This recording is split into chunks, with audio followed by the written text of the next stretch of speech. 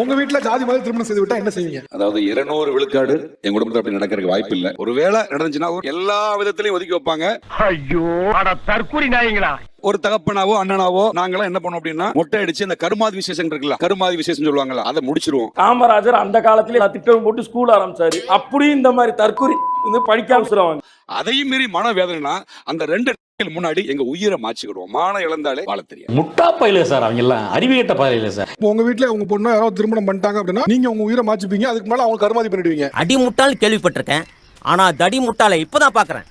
அவங்க முன்னாடி தான் உயிரை மாய்ப்போம். அப்போ உங்களுக்கு இன்னும் எத்தனை உயிர் பலி தேவைன்னு அவங்க புரிஞ்சுட்டு போட்டுமே. நீ செத்தாதான் என் கல்யாணம் நடக்கணும், அப்ப நீ சாவு. நான் இன்னொன்னு கேக்குறேன், அவரவர் சாதியில பொண்ணு மாப்பிளையே கிடையாதா? ஏன் வீட்டு ரேஷன் கார்டுல உங்க பேர் நான் எப்படி சார் சேர்க்க முடியும்? ஏன் அதுக்கு அலையறீங்கன்னு கேக்குறேன். மூளை கட்டப்பல முட்டாப்பல போடா, அப்படி போடா.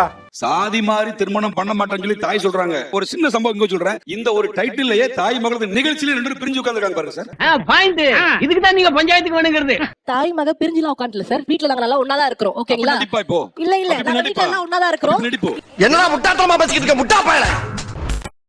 இந்த கல்யாண விஷயத்துக்காக ஒரு நிமிஷம் நடிப்புலாம் இல்லமா, ஒரு சிலர் தான் பாசத்தை காட்டிலும் ஜாதி முக்கியம் நினைக்கிறேன். நீங்க 3000 ஆண்டுகளுக்கு முன்னாடி வந்த அந்த அழுகி போன சாதியை கட்டிட்டு தொங்குறீங்களே, அவங்க பாசம் பெருசு ஜாதியை காட்டிலும். அதனாலதான் வீட்டுல ஒன்னா இருக்காங்க, இங்க தனியா இருக்காங்க. அந்த பக்குவம் அந்த பகுத்தறிவு அவங்களுக்கு இருக்கு. விட்டு கொடுக்குறவையா புள்ள குட்டிகளா நல்லா இருக்கணும்யா. நீங்க ஒரு விஷயம் சொன்னீங்கல்ல, உங்க வீட்ல அப்படி ஒரு பொண்ணோ பையனோ அப்படி பண்ணானா என்னோட உயிர் நான் மறைச்சிப்பேன் அப்படி சொல்றீங்க.